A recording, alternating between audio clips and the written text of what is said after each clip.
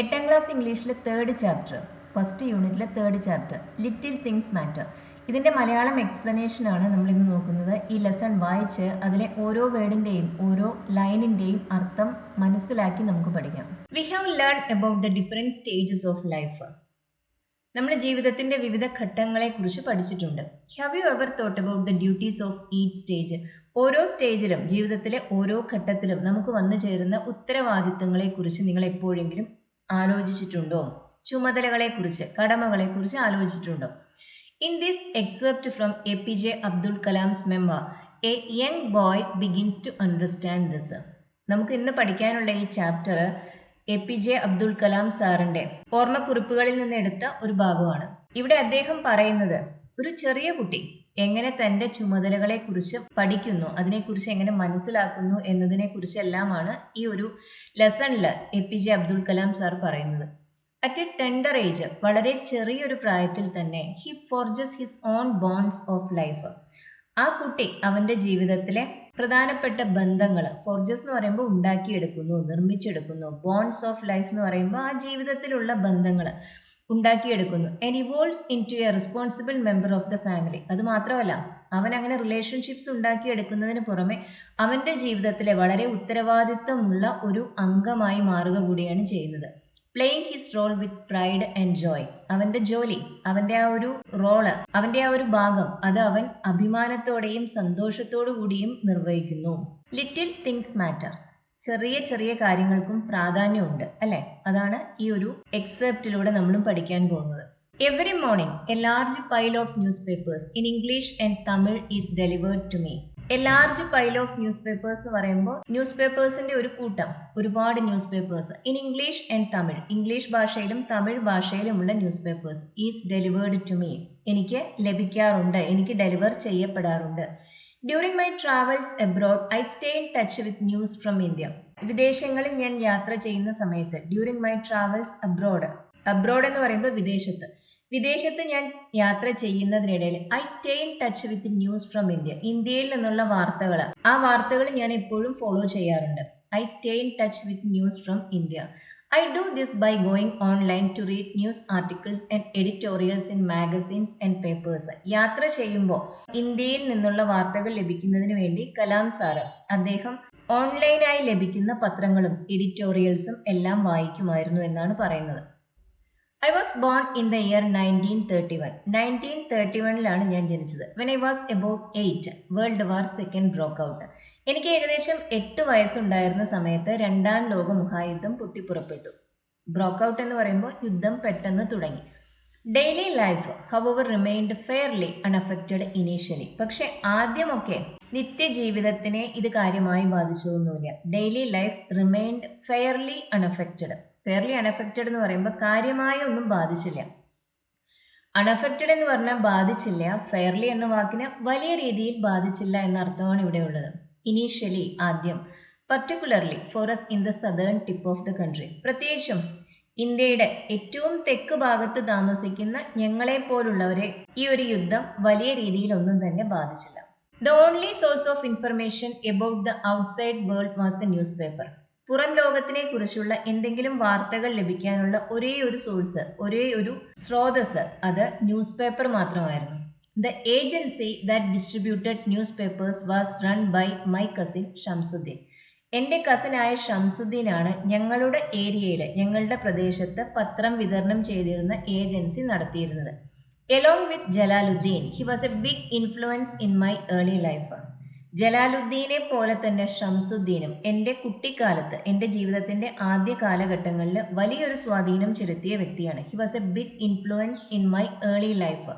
Along with Jalaluddin എന്ന് പറയുമ്പോൾ ജലാലുദ്ദീൻ്റെ കൂടെ തന്നെ, ജലാലുദ്ദീനെ പോലെ തന്നെ എൻ്റെ ജീവിതത്തിൽ വലിയൊരു സ്വാധീനം ചെലുത്തിയ വ്യക്തിയാണ് Shamsuddin. Shamsuddin had great affection for me and encouraged me in so many ways. ഷംസുദ്ദീന് എന്നെ വലിയ ഇഷ്ടമായിരുന്നു. അഫെക്ഷൻ, ഇഷ്ടം, എന്നോട് വലിയ വാത്സല്യമായിരുന്നു. and encouraged me in so many ways. പല രീതികളിലും അദ്ദേഹം എന്നെ പ്രോത്സാഹിപ്പിക്കുമായിരുന്നു. That he became a guiding light for me. അതുകൊണ്ട് തന്നെ എന്നെ സംബന്ധിച്ച് അദ്ദേഹം ഒരു വഴി തെളിച്ചു തന്ന ഒരാളാണ്. ഒരു ഗൈഡിംഗ് ലൈറ്റ് ആയിരുന്നു. അദ്ദേഹം എനിക്ക് വഴികാട്ടിയായിരുന്നു. Shamsuddin's newspaper agency was the only one in Rameswaram. അക്കാലത്ത് രാമേശ്വരത്ത് ഉണ്ടായിരുന്ന ഒരേ ഒരു ന്യൂസ് പേപ്പർ ഏജൻസി ഷംസുദ്ദീന്റെ ആയിരുന്നു. There were about 1,000 literate people in the town. ആ പട്ടണത്തിലെ ഏകദേശം 1000-ഓളം എഴുതാനും വായിക്കാനും അറിയുന്ന ആളുകൾ ഉണ്ടായിരുന്നു. And he delivered newspapers to all of them. അവർക്ക് എല്ലാവർക്കും പത്രം ഡെലിവറി ചെയ്തിരുന്നത്, പത്രം എത്തിച്ചു കൊടുത്തിരുന്ന വ്യക്തി ഷംസുദ്ദീൻ ആയിരുന്നു. The papers carried news about the independence movement that was heading towards a crescendo at the time. ആ സമയത്ത് നമ്മുടെ സ്വാതന്ത്ര്യ സമര പ്രസ്ഥാനം അത് അതിൻ്റെ ഏറ്റവും മൂർധന്യാവസ്ഥയിൽ എത്തിയിരുന്ന സമയമാണ്. ക്രസൻറ്റോ അതിൻ്റെ ഏറ്റവും ഉച്ചത്തിലുള്ള അവസ്ഥയിൽ എത്തി നിൽക്കുന്ന സമയമാണ്. ഈ മൂവ്മെൻറ്റിനെ കുറിച്ച്, നമ്മുടെ സ്വാതന്ത്ര്യ സമരത്തിനെ കുറിച്ചുള്ള വാർത്തകളെല്ലാം പത്രത്തിൽ വരും. These news items would be read and discussed among everyone. എല്ലാ ജനങ്ങളും ഈ വാർത്തകൾ വായിക്കും, എന്നിട്ട് അതിനെക്കുറിച്ച് ചർച്ച ചെയ്യും. These news items would be read വായിക്കപ്പെടുമായിരുന്നു, ആൻഡ് ഡിസ്കസ്ഡ് ചർച്ച ചെയ്യപ്പെടുമായിരുന്നു, എമംഗ് എവരി വൺ എല്ലാവർക്കും ഇടയിൽ. There would also be news from the war front. War front എന്ന് പറയുമ്പോൾ യുദ്ധമുഖം. രണ്ടാം ലോക മഹായുദ്ധം നടക്കുകയായിരുന്നു എന്ന് പറഞ്ഞല്ലോ, അതിനെക്കുറിച്ചുള്ള വാർത്തകളും ഉണ്ടാവും. About Hitler and the Nazi army. ഹിറ്റ്ലറെ കുറിച്ച്, ഹിറ്റ്ലറുടെ നാസി ആർമിയെ കുറിച്ചുള്ള വാർത്തകളെല്ലാം പത്രത്തിൽ വരും. The Tamil paper Dinamani was the most popular of all. അവിടെ കുറേ പത്രങ്ങൾ വന്നിരുന്നെങ്കിലും അതിൽ ഏറ്റവും അധികം പോപ്പുലാരിറ്റി, ഏറ്റവും കൂടുതൽ വായനക്കാരുണ്ടായിരുന്ന ഏതിനാണ്? ദിനമണി എന്ന Tamil പത്രത്തിനായിരുന്നു. The way the papers reached Rameswaram was quite unique. പത്രം രാമേശ്വരത്ത് എത്തിയിരുന്നത് തികച്ചും വ്യത്യസ്തമായ, സവിശേഷമായ ഒരു രീതിയിലായിരുന്നു. It was unique. They came by morning train and were kept at Rameswaram station. രാമേശ്വരത്തേക്ക് വരുന്ന രാവിലത്തെ ഒരു ട്രെയിനിലാണ് ഈ പത്രം വരിക. എന്നിട്ട് ആ പത്രം അതവിടെ റെയിൽവേ സ്റ്റേഷനിൽ തന്നെ സൂക്ഷിച്ചു വെക്കും. From there they had to be collected and sent to all the subscribers. ആ സ്റ്റേഷനിൽ നിന്ന് ആ പത്രം കളക്ട് ചെയ്ത് പിന്നീട് അതിനെ ഈ ഏജൻസി ഓരോ വീടുകളിലും എത്തിച്ചു കൊടുക്കും. This was Shamsuddin's business and he managed it effortlessly. Effortlessly എന്ന് പറയുമ്പോൾ വലിയ അധ്വാനമൊന്നും കൂടാതെ തന്നെ അദ്ദേഹം ഈ ഒരു ജോലി അത് മാനേജ് ചെയ്തിരുന്നു, നിർവഹിച്ചിരുന്നു. However, എന്നിരുന്നാലും, പക്ഷേ, as World War II raged, rage എന്ന വാക്കിന് ആഞ്ഞടിക്കുക ഇതെല്ലാമാണ് അർത്ഥം. രണ്ടാം ലോക മഹായുദ്ധം കൊടുമ്പിരി കൊണ്ട സമയത്ത് it affected the newspaper delivery business in a strange way. വിചിത്രമായ ഒരു രീതിയിൽ അത് ഈ പത്രവിതരണത്തിനെ ബാധിച്ചു. The British government had placed a number of sanctions and rations on goods. യുദ്ധം നടക്കുന്ന സമയമാണ്, അതുകൊണ്ട് തന്നെ ബ്രിട്ടീഷ് ഗവൺമെന്റ് ഒരുപാട് ഉപരോധങ്ങൾ, സാങ്ഷൻസ്, നിയന്ത്രണങ്ങൾ കൊണ്ടുവന്നിരുന്നു. റേഷൻസ് എന്ന് പറയുമ്പോൾ ആളുകൾക്ക് സാധനങ്ങൾ വാങ്ങിക്കുന്നതിന്റെ അളവിന് മുകളിൽ നിയന്ത്രണം ഉണ്ടായിരുന്നു. മറ്റു പല നിയന്ത്രണങ്ങളും, സാങ്ഷൻസ്, ഉപരോധങ്ങൾ അത് ബ്രിട്ടീഷ് ഗവൺമെന്റ് കൊണ്ടുവന്നിരുന്നു. Something like a state of emergency now prevailed in the country. ഇപ്പൊ രാജ്യത്ത് ഒരു തരം അടിയന്തരാവസ്ഥയാണ് നിലനിന്നിരുന്നത്. പ്രിവെയിൽഡ് എന്ന് പറയുമ്പോൾ നിലനിന്നിരുന്നു. Something like a state of emergency. Emergency എന്ന് പറയുമ്പോൾ എന്താ? ആളുകൾക്ക് പരസ്പരം കൂട്ടം കൂടാൻ പാടില്ല, അവർ മീറ്റിംഗ്സ് നടത്തരുത്, അവർ പ്രതിഷേധ പ്രകടനങ്ങൾ നടത്തരുത്, ഇങ്ങനെ ഒരുപാട് നിയന്ത്രണങ്ങൾ കൊണ്ടുവരുന്ന ഒരു അവസ്ഥയ്ക്കാണ് നമ്മൾ എമർജൻസി, അടിയന്തരാവസ്ഥ എന്ന് പറയുന്നത്. ഏകദേശം അതുപോലൊരവസ്ഥയായിരുന്നു അപ്പോൾ രാജ്യത്ത് നിലവിലുണ്ടായിരുന്നത്. Our large family felt the difficulties acutely. Kalam സാറിന്റെ ഫാമിലി വലിയതായിരുന്നു, വലിയ കുടുംബമായിരുന്നു അദ്ദേഹത്തിനുണ്ടായിരുന്നത്. ആ കുടുംബത്തിലുള്ളവര് വലിയ രീതിയിൽ തന്നെ ബുദ്ധിമുട്ടുകൾ അനുഭവിച്ചു. അക്യൂട്ട്ലി എന്ന് പറയുമ്പോൾ തീവ്രമായി തന്നെ അനുഭവിച്ചു.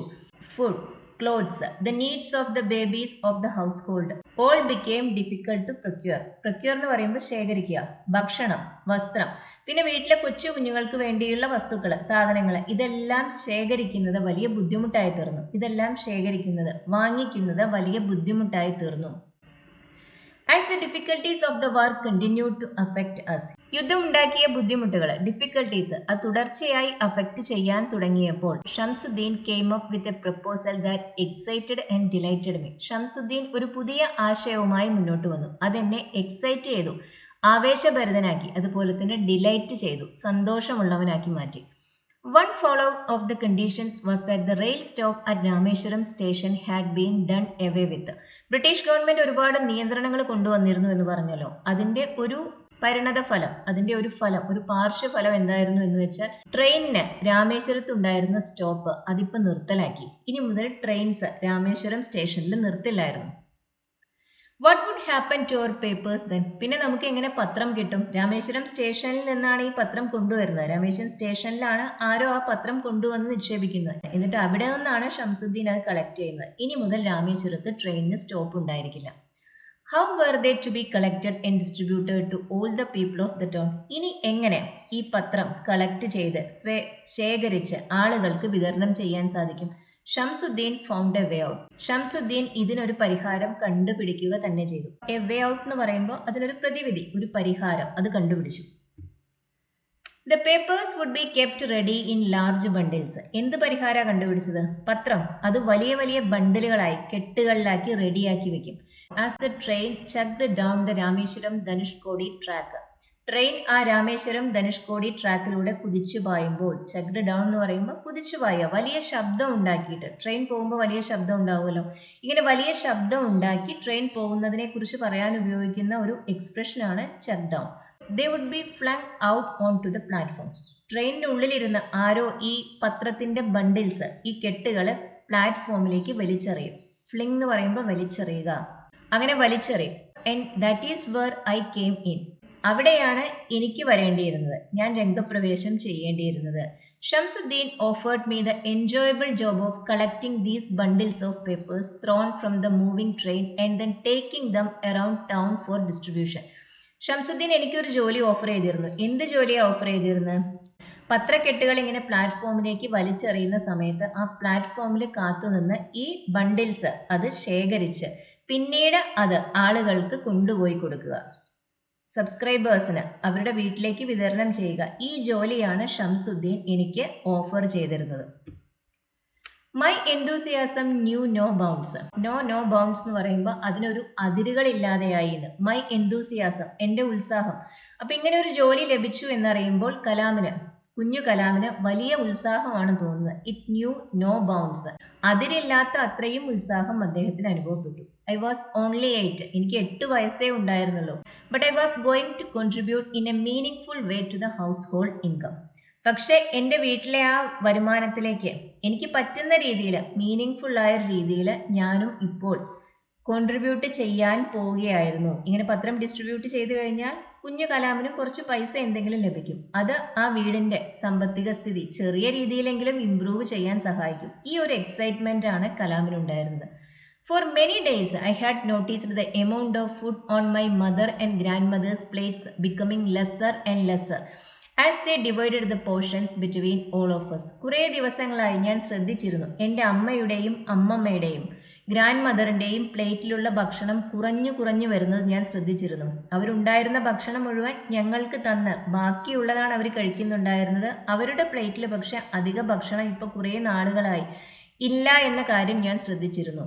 The children were always fed first. കുട്ടികൾക്കാണ് എന്നും ആദ്യം ഭക്ഷണം കൊടുത്തിരുന്നത്. They were fed first. And I don't remember any of us ever going hungry. കുട്ടികളാരും തന്നെ എപ്പോഴെങ്കിലും വിശന്നിരിക്കുന്ന ഒരു അവസ്ഥ ഉണ്ടായതായി ഞാൻ ഓർക്കുന്നില്ല. Obviously, തീർച്ചയായും, വ്യക്തമായും, the women were compromising on their nutrition for us. വീട്ടിലെ സ്ത്രീകള് അവരുടെ പോഷണം അത് കുറച്ചുകൊണ്ടാണ് ഞങ്ങൾക്ക് വയറ് നിറയെ കഴിക്കാനുള്ള ഭക്ഷണം അവർ തരുന്നുണ്ടായിരുന്നത്. അവർക്ക് ലഭിക്കേണ്ട പോഷണം കുറയുന്നുണ്ടായിരുന്നു. I readily accepted Shamsuddin's offer. അതുകൊണ്ട് തന്നെ ഷംസുദ്ദീൻ ഇങ്ങനൊരു ഓഫർ വെച്ചപ്പോൾ ഞാനത് പെട്ടെന്ന് തന്നെ സന്തോഷത്തോടെ സ്വീകരിച്ചു. കുറച്ച് പണം എനിക്കും സമ്പാദിക്കാൻ കഴിയും, അത് വീട്ടിലെ സാഹചര്യങ്ങൾ ഇംപ്രൂവ് ചെയ്യും എന്ന പ്രതീക്ഷയിലാണ് കലാം ഇത് ചെയ്യുന്നത്. ഹവർ, എന്നിരുന്നാലും, പക്ഷേ my new job had to be fitted into my regular routine. എൻ്റെ പതിവ് റുട്ടീനിലേക്ക് ഈ പുതിയ ജോലിയെ കൂടി ഇപ്പോൾ ഫിറ്റ് ചെയ്യേണ്ട ആവശ്യം വന്നു. ഈ പുതിയ ജോലി എൻ്റെ മറ്റു റുട്ടീൻസിനെ ബാധിക്കാത്ത രീതിയിൽ വേണം ചെയ്യാൻ. My studies and school had to continue as before. എൻ്റെ പഠനവും സ്കൂളും അത് പഴയ പോലെ തന്നെ തുടർന്നു പോവേണ്ട ആവശ്യമുണ്ട്. The delivery business had to be accommodated amongst all these other activities. ഈ മറ്റ് ആക്ടിവിറ്റീസിന് ഇടയിൽ വേണം ഈ ഡെലിവറി ബിസിനസ് അതിനെ കൊണ്ടുപോകാൻ. അതിനെ കൂടി ഇതിനിടയിലേക്ക് അക്കോമഡേറ്റ് ചെയ്യേണ്ടിയിരിക്കുന്നു. Among my siblings and cousins. എൻ്റെ സിബ്ലിങ്സ്, എൻ്റെ സഹോദരങ്ങൾ, എൻ്റെ കസിൻസ്, അവർക്കിടയിൽ I had shown an early aptitude for mathematics. കുഞ്ഞായിരിക്കുമ്പോൾ തന്നെ കലാം മാത്സിൽ നല്ല താല്പര്യം കാണിച്ചിരുന്നു. അദ്ദേഹത്തിൻ്റെ സഹോദരങ്ങൾക്കോ അല്ലെങ്കിൽ കസിൻസിനോ ഇല്ലാത്ത അത്രയും ആപ്റ്റിറ്റ്യൂഡ് മാത്സിൽ കലാമിനുണ്ടായിരുന്നു. My father had arranged for me to take tuitions from our mathematics teacher. അതുകൊണ്ട് തന്നെ കലാമിന് മാത്സിൽ ഒരു സ്പെഷ്യൽ ട്യൂഷൻ അത് അച്ഛൻ അറേഞ്ച് ചെയ്തിരുന്നു. However, my teacher had a condition that we students needed to reach his home at dawn. After having taken a bath. പക്ഷെ ആ ടീച്ചർക്ക് ഒരു കണ്ടീഷൻ ഉണ്ടായിരുന്നു. എന്തായിരുന്നു ആ കണ്ടീഷൻ? സ്റ്റുഡൻസ് പ്രഭാതത്തിൽ തന്നെ, സൂര്യൻ ഉദിക്കുന്നതിന് മുമ്പ് തന്നെ അദ്ദേഹത്തിന്റെ വീട്ടിൽ കുളിച്ചുകൊണ്ട് ചെല്ലണമായിരുന്നു. So for a year which was the duration of the tuition. ഈ ട്യൂഷൻ ഏകദേശം ഒരു വർഷം നീണ്ടു നിന്നു. ഈ ഒരു വർഷക്കാലം I started my day while it was still dark outside. പുറത്ത് നല്ല ഇരുട്ടാവുമ്പോഴാണ് എൻ്റെ ഒരു ദിവസം തുടങ്ങിയിരുന്നത്. ഐ സ്റ്റാർട്ടഡ് മൈ ഡേ, എൻ്റെ ഒരു ദിവസം തുടങ്ങിയിരുന്നത് while it was still dark outside. പുറത്ത് അപ്പോഴും നല്ല ഇരുട്ടായിരുന്നു. അതായത് സൂര്യൻ ഉദിക്കുന്നതിന് മുമ്പ് എൻ്റെ ഒരു ദിവസം തുടങ്ങിയിരുന്നു. With my mother shaking me awake. അമ്മ എന്നെ പിടിച്ച് കുലുക്കി ഉണർത്തും. She herself would have risen before me. എന്നെ ഇങ്ങനെ ഉണർത്തണമെങ്കിൽ അമ്മ അതിനു മുമ്പ് എഴുന്നേൽക്കണം അല്ലേ? അമ്മ അതിനു മുമ്പ് അമ്മ തന്നെ എഴുന്നേറ്റിട്ടുണ്ടായിരിക്കും. And got my bath ready. എനിക്ക് കുളിക്കാനുള്ള വെള്ളവും മറ്റു കാര്യങ്ങളും എല്ലാം അമ്മ റെഡിയാക്കി വെക്കും. She would then help me bathe and send me on my way to my teacher's home. അതിനുശേഷം അമ്മ എന്നെ കുളിക്കാൻ സഹായിക്കും. She would help me bathe and then send me on my way to my teacher's home. എന്നിട്ട് എൻ്റെ ടീച്ചറുടെ വീട്ടിലേക്ക് എന്നെ അയക്കും. There I would study for an hour and return by 5 AM. അവിടെ ഒരു മണിക്കൂർ പഠിച്ച് ഞാൻ ഏകദേശം 5 മണിയാവുന്നതോടെ വീട്ടിലേക്ക് എത്തും. 5 മണിയാവുന്നതോടെ ട്യൂഷൻ കഴിയും. അപ്പൊ 4 മണിക്കെങ്കിലും, രാവിലെ 4 മണിക്കെങ്കിലും ഈ ട്യൂഷൻ തുടങ്ങിയിട്ടുണ്ടായിരിക്കണം അല്ലേ? ആ 4 മണിക്ക് അവിടെ കുളിച്ചെത്തണമെങ്കിൽ കലാം അതിനും ഒരുപാട് നേരത്തെ എഴുന്നേൽക്കണം. By then my father would be ready to take me to the Arabic school nearby. ഇങ്ങനെ ഈ മാത്സ് ട്യൂഷൻ കഴിഞ്ഞ് വരുമ്പോഴേക്കും അച്ഛൻ റെഡി ആയിട്ടുണ്ടാവും എന്നെ അടുത്തുള്ള അറബി പഠിപ്പിക്കുന്ന സ്കൂളിലേക്ക് കൊണ്ടുപോകുന്നതിന് വേണ്ടി. After my lesson was over. എൻ്റെ പഠനം എല്ലാം കഴിഞ്ഞതിന് ശേഷം, ട്യൂഷൻ, അറബിക് ക്ലാസ് ഇതെല്ലാം കഴിഞ്ഞതിന് ശേഷം I would sprint to the railway station. ഞാൻ റെയിൽവേ സ്റ്റേഷനിലേക്ക് ഓടും. സ്പ്രിന്റ് എന്ന് പറയുമ്പോൾ ഓടുക. I would sprint to the railway station. Soon the engine smoke would be visible in the distance. അപ്പോഴേക്കും ദൂരെ ആ ട്രെയിൻ വരുന്നതിൻ്റെ, അതിൻ്റെ ആ എൻജിനിൽ നിന്ന് വരുന്ന പുക അത് ദൂരെ കാണാൻ സാധിക്കും. The horn would be tooted loudly and with a thunderous roar. നല്ലതുപോലെ ചൂളം വിളിച്ചാണ് ട്രെയിൻ വരുന്നത്. With a thunderous roar എന്ന് പറയുമ്പോൾ ഇടി വെട്ടുന്നത് പോലെയുള്ള ഒരു അലർച്ചയോടെ. The train would pass through the station. Train ആ സ്റ്റേഷനിലൂടെ കടന്നു പോകും. ഇപ്പൊ ട്രെയിനിന് അവിടെ സ്റ്റോപ്പില്ല. I had worked out the best spot from which to keep an eye out for the flying newspaper bundles. സ്റ്റേഷന്റെ ഏതു ഭാഗത്ത് നിന്നാലാണ് എനിക്ക് ആ ഒരു ന്യൂസ് പേപ്പർ ബണ്ടിൽസ് അത് എളുപ്പത്തിൽ കളക്ട് ചെയ്യാൻ സാധിക്കുക എന്നത് ഞാൻ നോക്കി വെച്ചിട്ടുണ്ടായിരുന്നു. I had worked out the best spot. ഏറ്റവും നല്ല സ്ഥലം അത് ഞാൻ കണ്ടുപിടിച്ചിരുന്നു, എവിടെ കാത്തു നിൽക്കണം എന്നത്. ലൈക്ക് ക്ലോക്ക് വർക്ക് പോലെ, അതായത് കൃത്യനിഷ്ഠയോടെ, തെറ്റാതെ.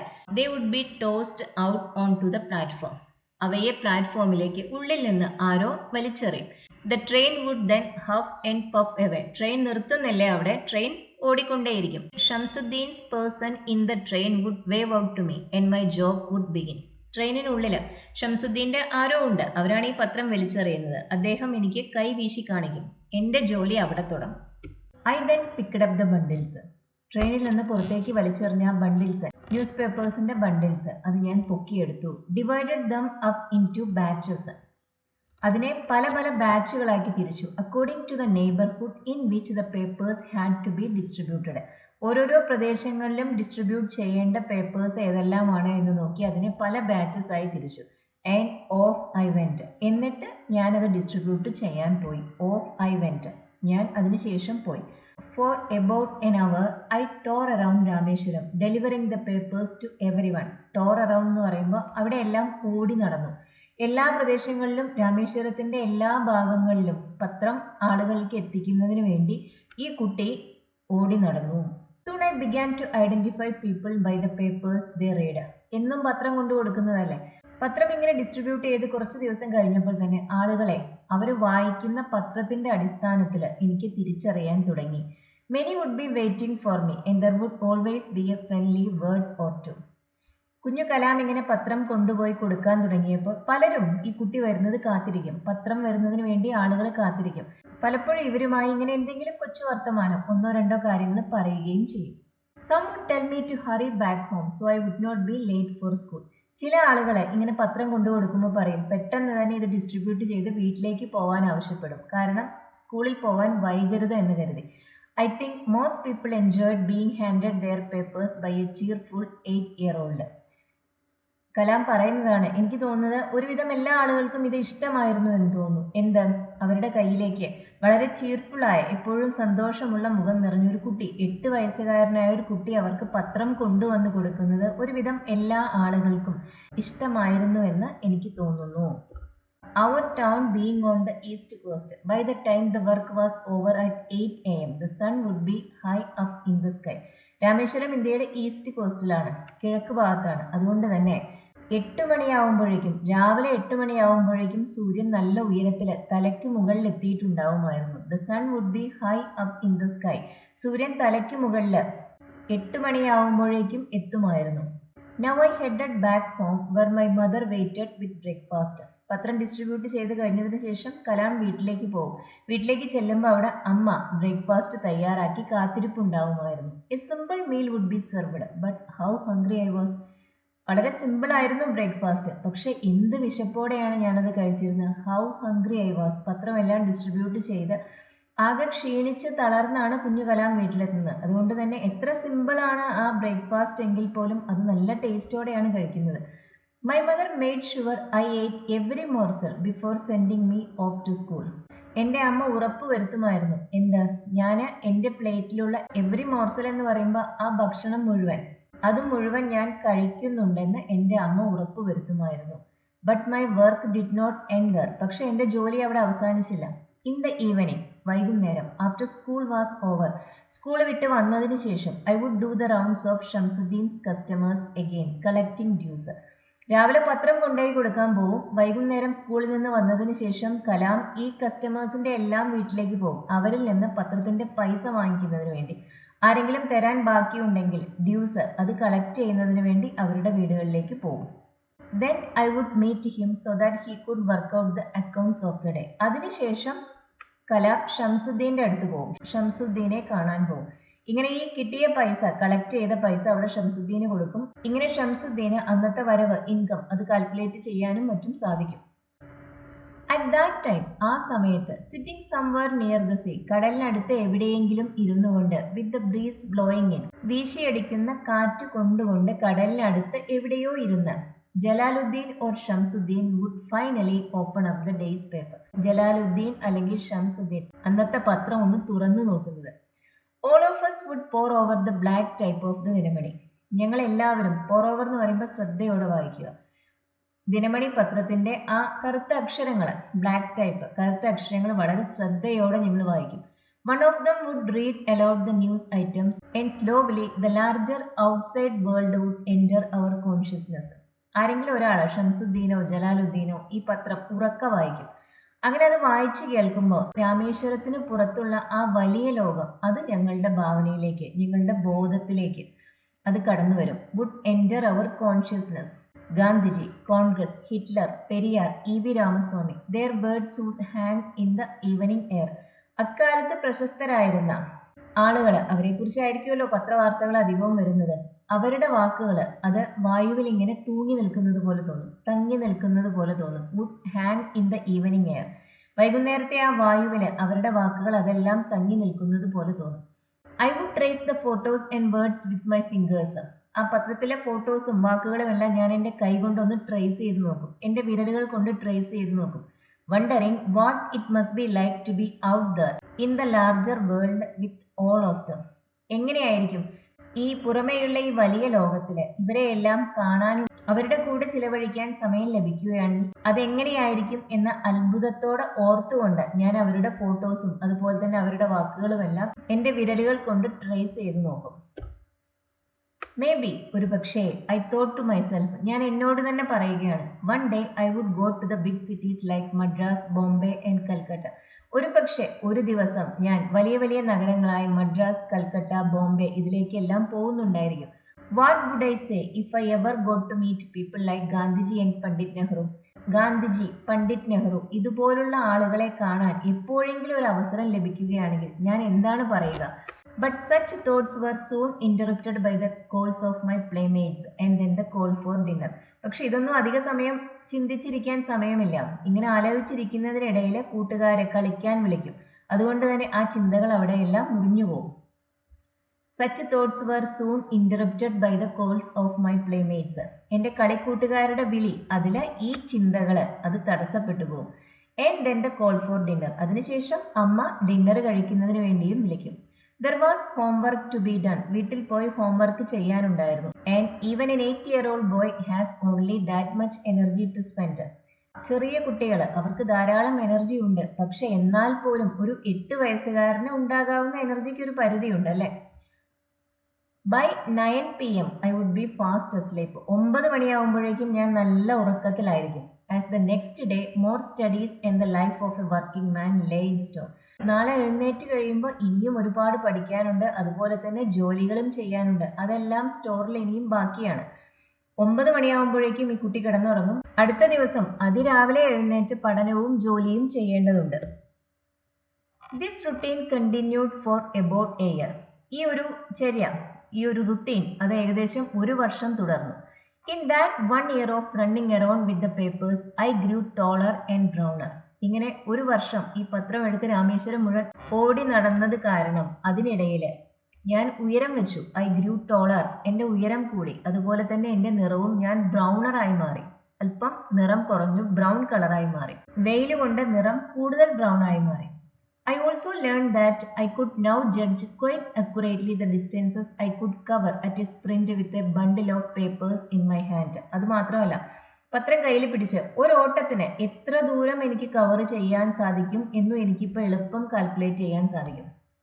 I could now judge quite accurately. വളരെ കൃത്യമായി തന്നെ എനിക്കിപ്പോൾ അത് ജഡ്ജ് ചെയ്യാൻ സാധിക്കും. അത് മനസ്സിലാക്കിയെടുക്കാൻ സാധിക്കും, ഊഹിക്കാൻ പറ്റും. The distances I could cover at A sprint. At A sprint എന്ന് പറയുമ്പോൾ ഒറ്റ ഓട്ടത്തിന് എനിക്ക് എത്ര ദൂരം കവർ ചെയ്യാൻ സാധിക്കുമെന്ന് എനിക്കിപ്പോൾ വ്യക്തമായി കൃത്യമായി കണക്കാക്കിയെടുക്കാൻ സാധിക്കും.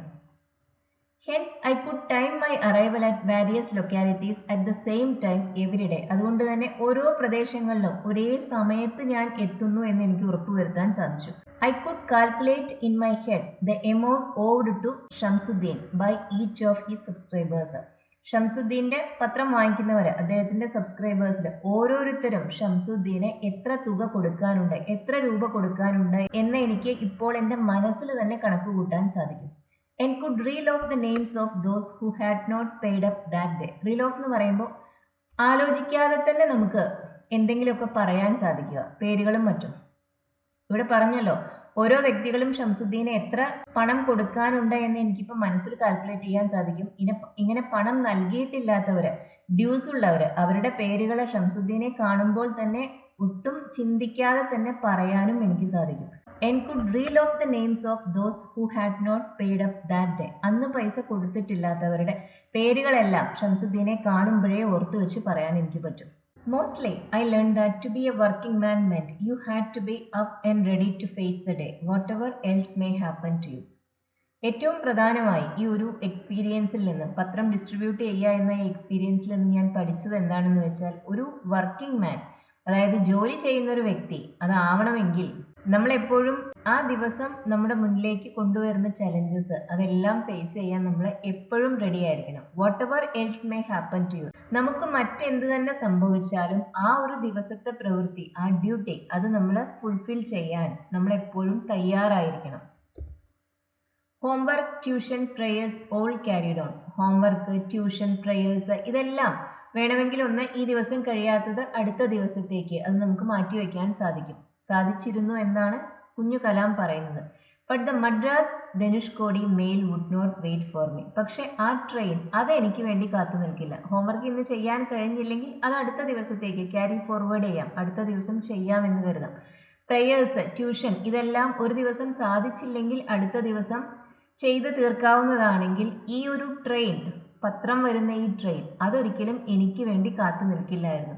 I had to be present at the station at the correct time and at the correct point to collect the bundles as they came flying in. ആ ട്രെയിൻ വരുന്ന സമയത്ത്, വരുന്നതിന് മുമ്പ് തന്നെ ഞാൻ സ്റ്റേഷനിൽ ആ കറക്റ്റ് സ്ഥലത്ത് കാത്തു നിൽക്കണമായിരുന്നു. പറന്നു വരുന്ന ആ പത്രക്കെട്ടുകൾ അത് കളക്ട് ചെയ്യുന്നതിന് വേണ്ടി, ശേഖരിക്കുന്നതിന് വേണ്ടി. It was my first brush with taking up A responsibility and seeing to it that I kept my word to my cousin Shamsuddin no matter what. ഒരു ഉത്തരവാദിത്വം അത് ഏറ്റെടുത്ത് എങ്ങനെ ഭംഗിയായി അത് നിർവഹിക്കണം എന്നതിനെ കുറിച്ച് എനിക്ക് ലഭിച്ച ആദ്യത്തെ ഒരു അനുഭവമായിരുന്നു ഇത്. And seeing to it that I kept my word to my cousin Shamsuddin. ഷംസുദ്ദീന് ഞാൻ കൊടുത്ത വാക്ക് അത് പാലിച്ചുകൊണ്ട് എൻ്റെ ഉത്തരവാദിത്വം, എന്നിൽ ഏൽപ്പിച്ച ഉത്തരവാദിത്വം അതെങ്ങനെ ഭംഗിയായി നിറവേറ്റാം എന്നതിനെ കുറിച്ച് എനിക്ക് ലഭിച്ച ആദ്യത്തെ പാഠമായിരുന്നു ഇത്. നോ മാറ്റർ വാട്ട്, എന്ത് തന്നെ സംഭവിച്ചാലും. It was also the most enjoyable time and I loved every moment of it. അക്കാലത്തെ ജീവിതത്തിലെ ഏറ്റവും എൻജോയബിൾ ആയ സമയവുമായിരുന്നു അത്. I loved every moment of it. ഇതിലെ ഓരോ നിമിഷവും ഞാൻ ആസ്വദിച്ചു, സ്നേഹിച്ചിരുന്നു. Often notwithstanding the intense tiredness every night. എന്നും വൈകുന്നേരമാകുമ്പോൾ നല്ല ക്ഷീണം ഉണ്ടെങ്കിൽ പോലും ആ ക്ഷീണത്തിനെ പോലും കണക്കിലെടുക്കാതെ ഞാൻ ഈ നിമിഷങ്ങൾ ആസ്വദിച്ചിരുന്നു. My mother often fretted at my taking up this additional work and the toll it was taking on me. എൻ്റെ അമ്മ പലപ്പോഴും പരിഭവം പറയുമായിരുന്നു, പരാതി പറയുമായിരുന്നു. ഫ്രെറ്റഡ്, പരിഭവം, പരാതി. ഞാനിങ്ങനെ ഒരു അഡീഷണൽ റെസ്പോൺസിബിലിറ്റി കൂടി, ഒരു ഉത്തരവാദിത്വം കൂടി ഏറ്റെടുത്തതിനെ കുറിച്ച് അമ്മ പലപ്പോഴും പരിഭവം പറയുമായിരുന്നു. And the toll it was taking on me. ഈ ഒരു ജോലി, ഉത്തരവാദിത്വം അതെന്റെ ആരോഗ്യത്തെ എങ്ങനെ ബാധിക്കുന്നു എന്നതിനെ കുറിച്ചെല്ലാം അമ്മ പലപ്പോഴും പരാതി പറയുമായിരുന്നു. But I shook my head and smiled at her. ഇത് കേൾക്കുമ്പോഴെല്ലാം നിഷേധാർത്ഥത്തിൽ ഞാൻ എൻ്റെ തലയാട്ടി അമ്മയെ നോക്കിച്ചിരിക്കും. Knowing that my earnings were somehow helping us all and that she was secretly proud of me for having taken on the role of a working man at the age of 8 kept me going with a smile on my face. അമ്മ ഇങ്ങനെ പരാതിയൊക്കെ പറയുന്നുണ്ടെങ്കിലും ഞാൻ സമ്പാദിക്കുന്ന ആ ഒരു ചെറിയ തുക അത് ഞങ്ങളുടെ കുടുംബത്തിലെ എല്ലാവരെയും ഏതെങ്കിലും എല്ലാം തരത്തിൽ സഹായിക്കുന്നുണ്ട് എന്ന ആ അറിവ്, ആ തിരിച്ചറിവ്, അതുപോലെ തന്നെ അമ്മ രഹസ്യമായിട്ടാണെങ്കിലും ഞാനിങ്ങനെ ഒരു അഡീഷണൽ റെസ്പോൺസിബിലിറ്റി എടുത്തതിൽ, ഒരു വർക്കിംഗ് മാൻ 8 വയസ്സിൽ തന്നെ ഒരു ജോലി ചെയ്യുന്ന ഒരു വ്യക്തിയായി മാറിയതിൽ അമ്മ രഹസ്യമായിട്ടെങ്കിലും അഭിമാനിക്കുന്നു എന്ന അറിവും kept me going with a smile on my face. ഈ 2 കാര്യങ്ങളാണ്. ഞാൻ സമ്പാദിക്കുന്ന പണം എൻ്റെ കുടുംബത്തിലെ എല്ലാവരെയും സഹായിക്കുന്നു എന്ന കാര്യം, അമ്മ ഞാനിങ്ങനെ ഒരു ഉത്തരവാദിത്തം ഏറ്റെടുത്തതിൽ എന്നോട് പറയുന്നില്ലെങ്കിൽ പോലും ഉള്ളില് അമ്മയും അതിൽ അഭിമാനിക്കുന്നു എന്ന കാര്യം. ഈ 2 അറിവുകളാണ് മുഖത്തൊരു ചിരിയോടെ ഈ ജോലി തുടരാൻ എന്നെ പ്രേരിപ്പിച്ചുകൊണ്ടിരുന്നത്. A working man at the age of 8. വെറും 8 വയസ്സുള്ള ഒരു ജോലിക്കാരൻ, ജോലി ചെയ്യുന്ന ഒരു വ്യക്തി. കലാം സ്വയം പറയുന്നതാണ്. 8 വയസ്സിൽ നമ്മളിൽ എത്ര പേര് ജോലി ചെയ്തിട്ടുണ്ട്? എനിക്ക് തോന്നുന്നു ഈ വീഡിയോ കാണുന്നവരിൽ കാര്യമായ ഒരു പക്ഷെ ആരും ചെയ്തിട്ടുണ്ടായിരിക്കില്ല. അന്നത്തെ സാഹചര്യങ്ങളായിരിക്കാം. എന്തായാലും കലാം ചെറിയ പ്രായത്തിൽ തന്നെ അദ്ദേഹത്തിന്റെ കുടുംബത്തിന് വേണ്ടി പണം സമ്പാദിച്ചിരുന്നു. ഒരുപാട് ഉത്തരവാദിത്തങ്ങൾ ഏറ്റെടുത്ത് ചെയ്തിരുന്നു. ഈ ഒരു എക്സ്പീരിയൻസ്, ചെറിയ പ്രായത്തിൽ തന്നെ ലഭിച്ച ഈ ഒരു അനുഭവം, അതായിരിക്കാം പിൽക്കാലത്ത് അദ്ദേഹത്തെ ഒരുപാട് വലിയ ഉയരങ്ങളിലേക്ക് എത്താൻ സഹായിച്ചിട്ടുണ്ടായിരിക്കുക. ഈ ലെസൺ നിങ്ങൾക്ക് യൂസ്ഫുൾ ആയിരുന്നു എന്ന് കരുതുന്നു. ഇത് ഇഷ്ടമാവുന്നവർ ഷെയർ ചെയ്യാനും ലൈക്ക് ചെയ്യാനും ഹൈപ്പ് ചെയ്യാനും മറക്കരുത്. അതുപോലെ ഈ ചാനൽ ഇതുവരെ സബ്സ്ക്രൈബ് ചെയ്തിട്ടില്ലാത്തവർ സബ്സ്ക്രൈബ് ചെയ്ത് കാണൂ. Thank you for watching.